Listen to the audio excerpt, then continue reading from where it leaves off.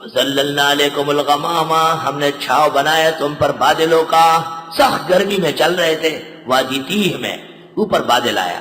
وَأَنزَلْنَا عَلَيْكُمُ الْمَنَّ وَالسَّلْوَىٰ، اور اتارا تم پر من اور سلوہ، من زردہ اور سلوہ بریانی۔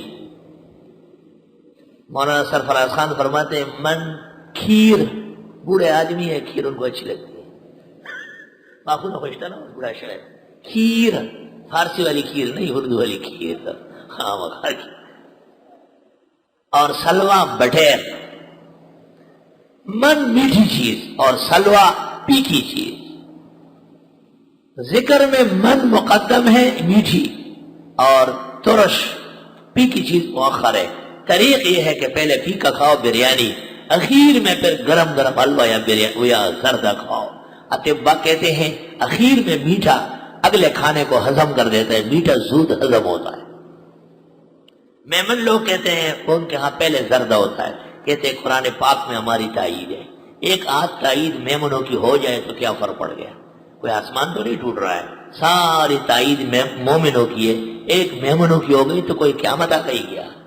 لیکن حکم یہ ہے کہ کھانے کے آداب یہ ہے کہ سب سے پہلے پانی لا کے رکھو، پھر کھانا لگاؤ، اور جب ٹائم آ جائے کھانے کا فکلی وشربی، کھاؤ پہلے پیو بعد میں۔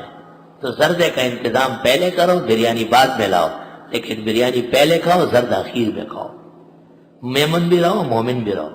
وَأَنزَلْنَا عَلَيْكُمُ الْمَنَّ وَالسَّلْوَىٰ، اور ہم نے اتارا تم پر میٹھی چیز اور ترش۔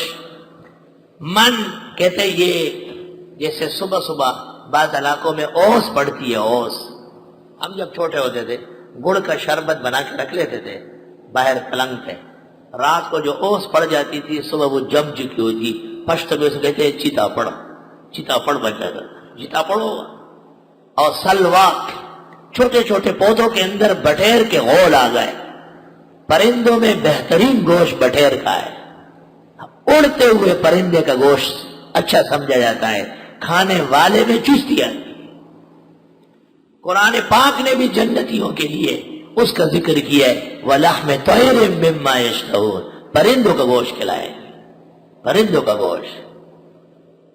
کُلُوا مِن طَيِّبَاتِ مَا رَزَقْنَاكُمْ، کھاؤ صاف ستھری چیزیں جو ہم نے دی، وَمَا ظَلَمُونَا، انہوں نے ہمارا کچھ نہیں بگاڑا کہ اپنا شکر ہو گئے، وَلَكِنْ كَانُوا أَنفُسَهُمْ يَظْلِمُونَ، لیکن یہ خود بے انصاف تھے۔